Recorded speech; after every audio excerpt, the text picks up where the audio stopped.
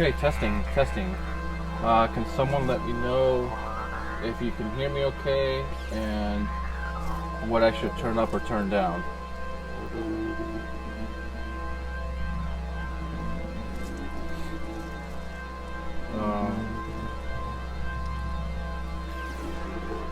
Okay, so this is a patch that I did the other night. Louder on the mic. Okay, let me know if that's a little better. I'm still getting used to the mic and I don't have the best quality mic. So, this is a patch that I did a couple nights ago. And what I thought I would do is just come on and break it down. I'll show you how everything is patched, what voices I'm using, and then how I'm using the Erica Sense black sequencer to make some subtle changes. So let me know if you have any questions. Let me know if you want me to experiment with something, and we'll just take it from there.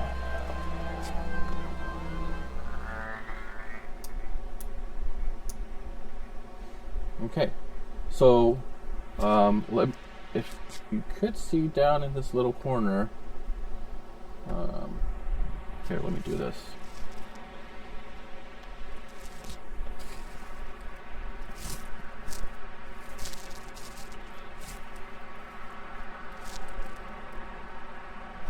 Can I get there? I think so. Okay, so down in this corner I've got the BbartokK hex mix with the hex expander, but this is what I'm using to master all the different voices. So on channel 1 I've got when I'm playing on the key step.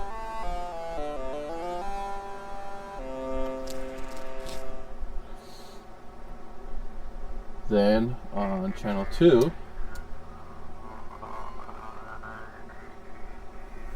this is the going to the AI synthesis VCO, which goes into a WASP filter, and it's being controlled by the Batumi. So I've got a couple connections from the Batumi triggering the VCA of that combo.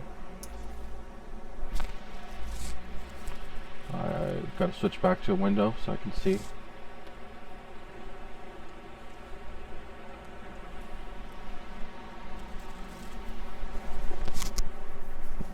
Closer to the mic. Alright, I might just have to hold it. So, this is my third channel on the hex mix, and all this one is a drone coming from the ONA VCO, which I really like because it's got an octave switcher.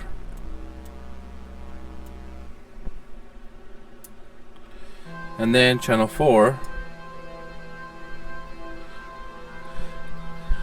Channel 4 is going to the Twin Waves dual oscillator, which I have tuned. Let's turn that one down a little bit. I've got it tuned to thirds, and it's going through the BbartokK morphader. So here we have one side of it.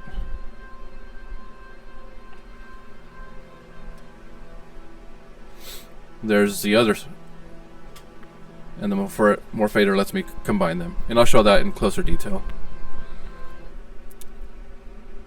But that's pretty much it. So this lets me blend all those together and bring them out when needed.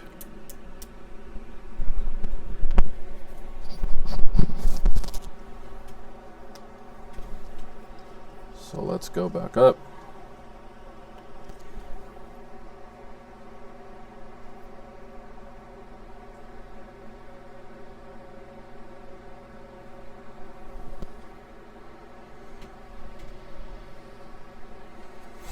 Okay, so the key step, I'm using the BbartokK MIDI to CV, which is coming into this straight into the STO. Sometimes I'll mix it with the buffered mult right here, so then I can send that to different VCOs. But this one I was mostly experimenting with trying the STO along with a couple different filters.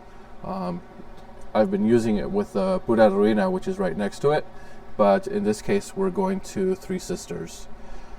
Another thing that I'm doing on this voice is the STO.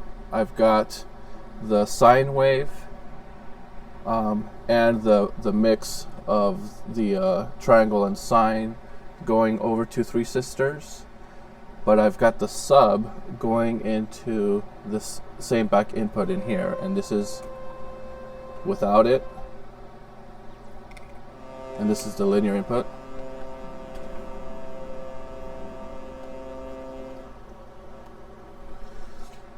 Now, what's tricky with this one is this potentiometer normally, if you turn it up too high, it's going to detune it.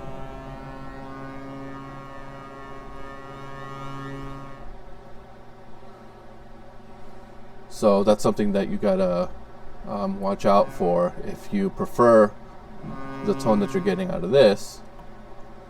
Then you need to tune it with that knob up there. But once it comes down to around 11 o'clock position and before, then it's still in tune with that. You can also control the shape.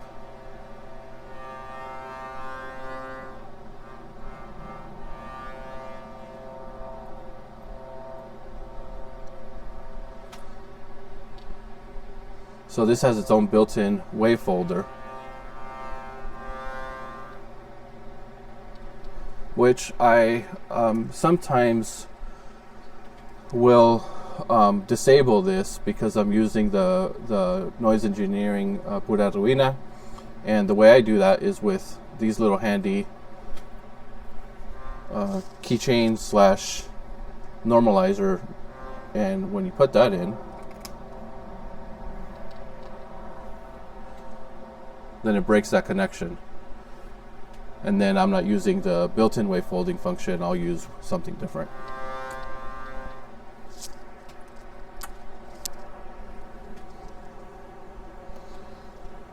And again, if anybody has any specific questions or my sound's not working again, let me know.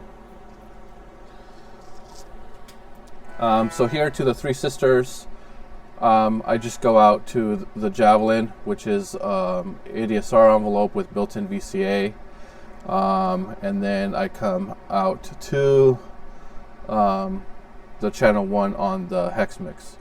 You'll notice though that I have some effects. Let me turn that off. So that's what that sounds like.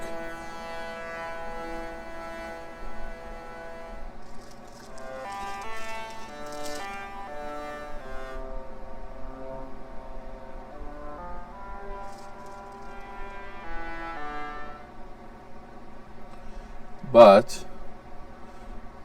with the Hexpander edition, it lets me send some auxiliary outs to some effects. So in this case, here's the FX aid.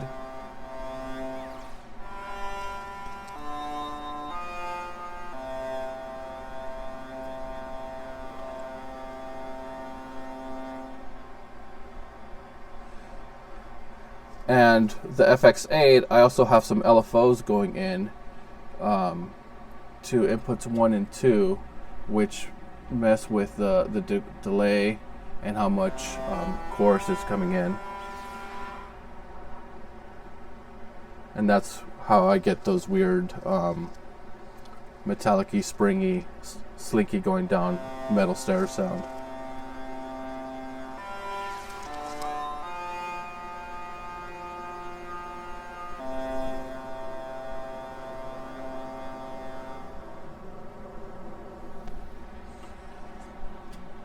Okay, my second voice. This is just another simple drone, but let me move this down a bit.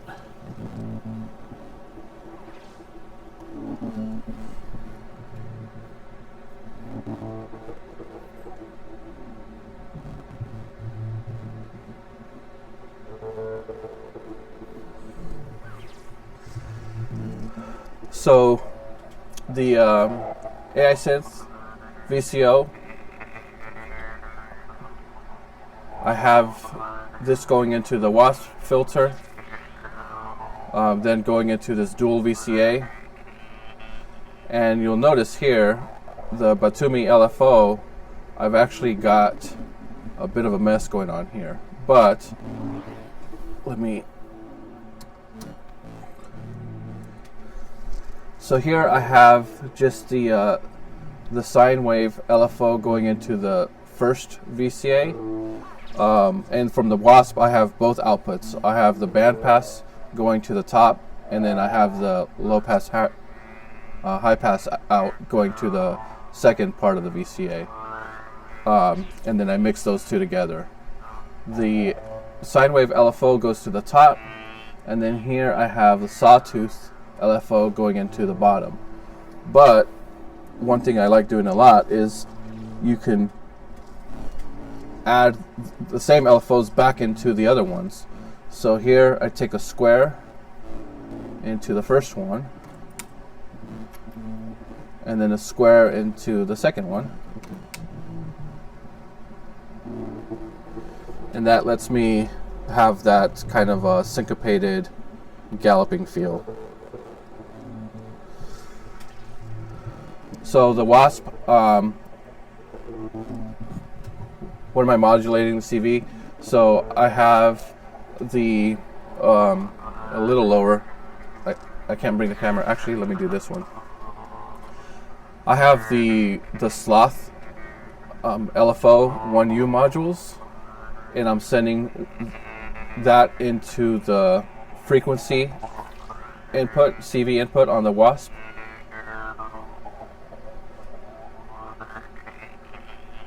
So that's just another slow LFO.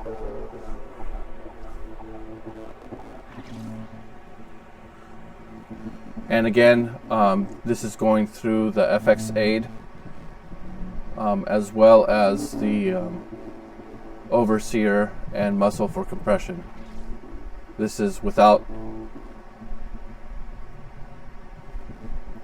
This is what it sounds like without any of those. And then here it is mixed back in.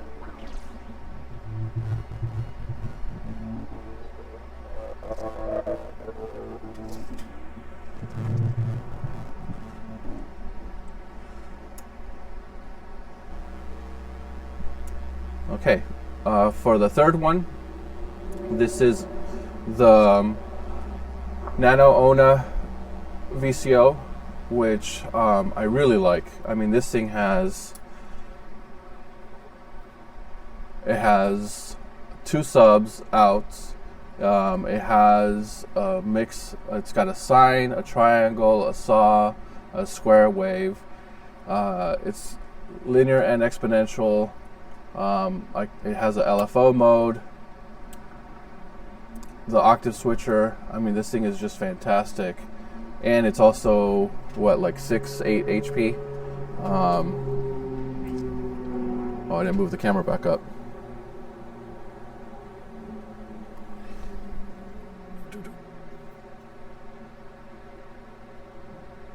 There we go.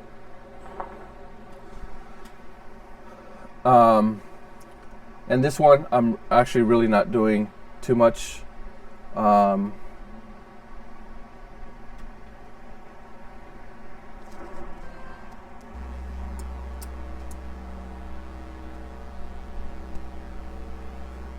just had the little droney sound. That's it. And then the last one is the Clavis Twin Waves Dual VCO.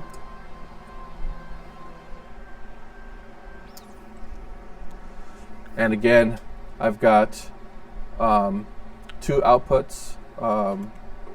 This is the first VCO. Let's just play this one.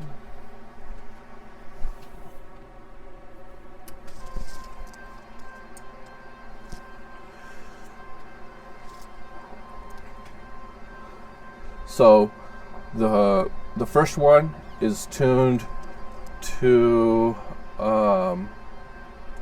well, I mean it's tuned to a C, but again it might not really be if you if you actually measure it. I'll go over tuning, how I do everything later, but it's tuned to the root, and I have it going into the Erica Synths Polyvox filter, and then that's going out into the Erica Synths Pico DSP, which then goes into the BbartokK Morphator.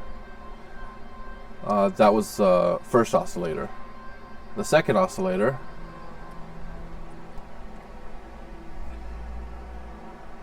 is tuned to a third above the root. And you'll notice how easy that was to switch, because that's what the Morphator does. It allows me to bring in two either pitch CVs, or you can have audio C, or I mean it's all CV, but you guys know what I'm talking about. So and then it takes one output from there, and the slider here lets you go from either the A side or the B side, or you can put it in the middle for both.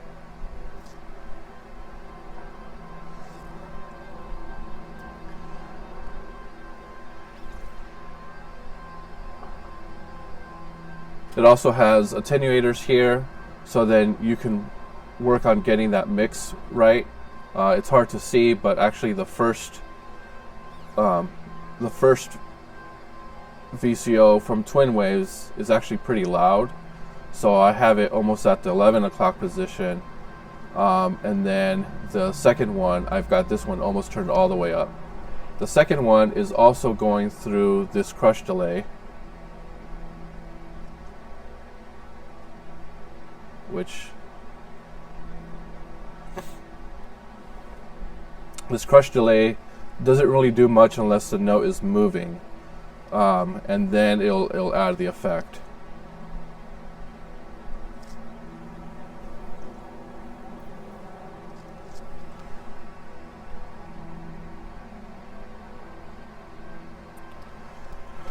And that's pretty much it. That's the whole setup.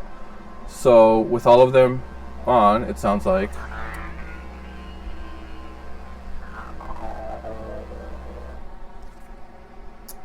Okay, so to add a little bit of variety, that's where the Erica Synths Black Sequencer comes in. Let me see if I can get I don't know if I can get a better shot of that. I'm a little cramped. But the Erica Synths, what I do is I set the patterns to different notes. Here we go. So, and then each one is going out to one of my voices. So I've got it pitch going to the AI synthesis VCO. I've got pitch going to the Nano Ona, and then I'm using two pitch outputs, and both of those are going into the Clavis Twin Waves. So that way I can control the note going into both of those. And for the STO, I'm just using the key step.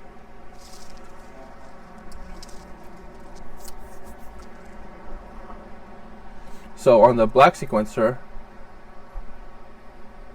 this one's a little simple. I just program the root note, and then when I want to do like a chord change, I'll copy that pattern to a new position, and then I'll make a slight change. So for example, this first pattern I've got programmed with C across the board. Then the next one, I just went up to a C sharp. And then for the fourth one, which was the second oscillator here, I changed that to an E. And what that does is it gives us a little subtle change, which we'll hear.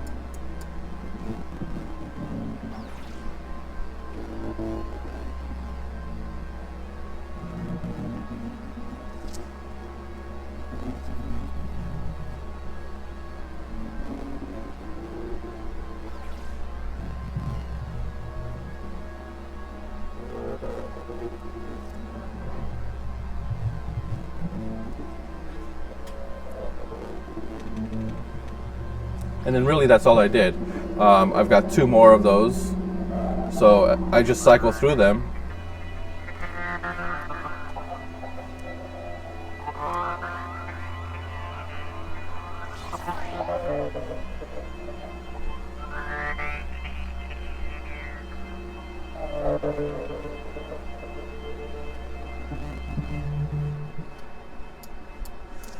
And the reason that I use I actually program my notes in, because the black sequencer does have a transposition mode where I can go into transpose mode, and I can press a button and it'll make the change for me.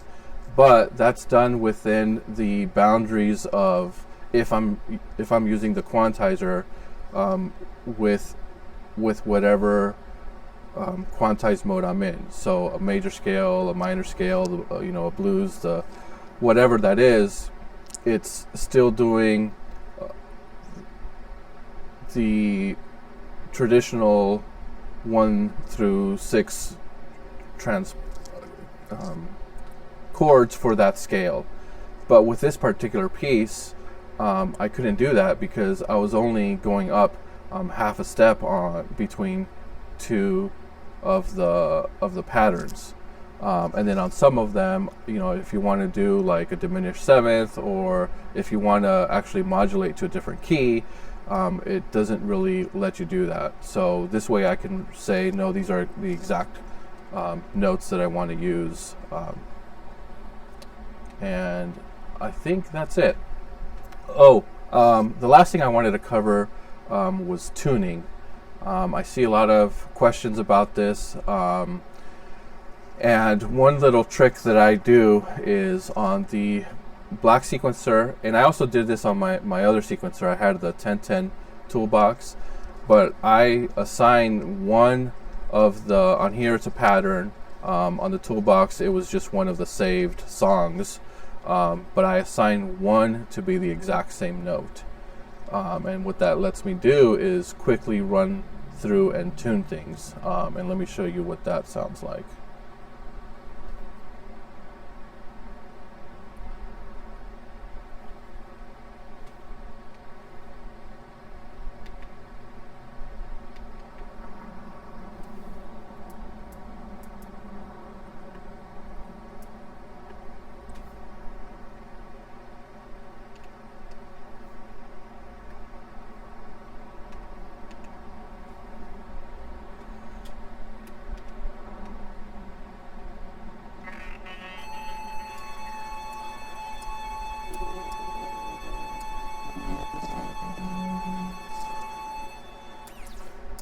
So what I'll do is I'll just tune 1, and right now you can tell that it's tuned. But if it wasn't,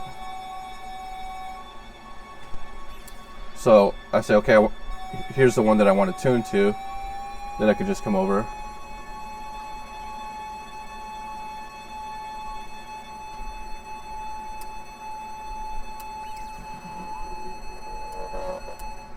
And of course, one other note on tuning, you'll want to make sure that you're using the sine output for all of your oscillators, because it's a lot easier to hear.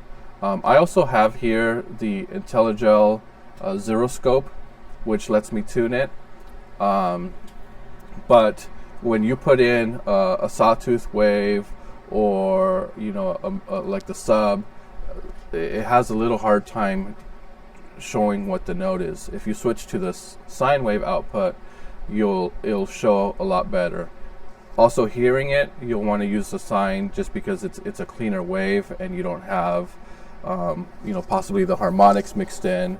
So I'll also disconnect and just only use the clean sine output. Another note on the tuning is that your sequencer can change what that sounds like. So you'll want to make sure that you at least have into the 1 volt octave input the sequencer that you're going to be using. With a key step, I've noticed that if I tune this STO straight into the Zeroscope, but then plug in my input, it will be different. So I will tune it with the key step plugged in, playing the note that I want, and then I'll just cycle through each oscillator like that. Robbie, I'm not sure what you mean.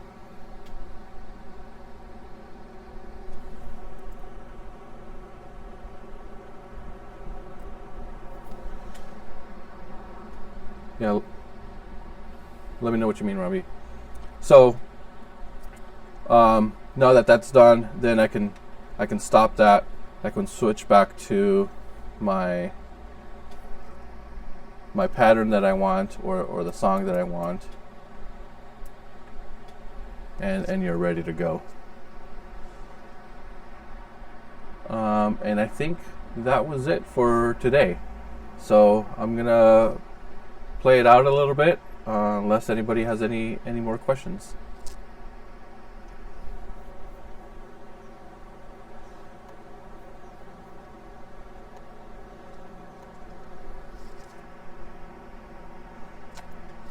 Oh yeah, Robbie, I was having a problem with it not reading my SD card. When I turned it on, it said no SD card.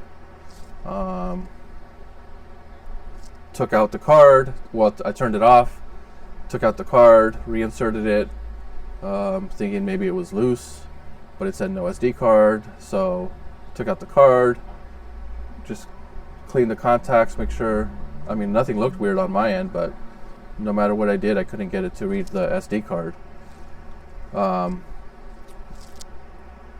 Then I finally just plugged it in with the sequencer on, and it loaded everything that I had. So, not sure what's going on there.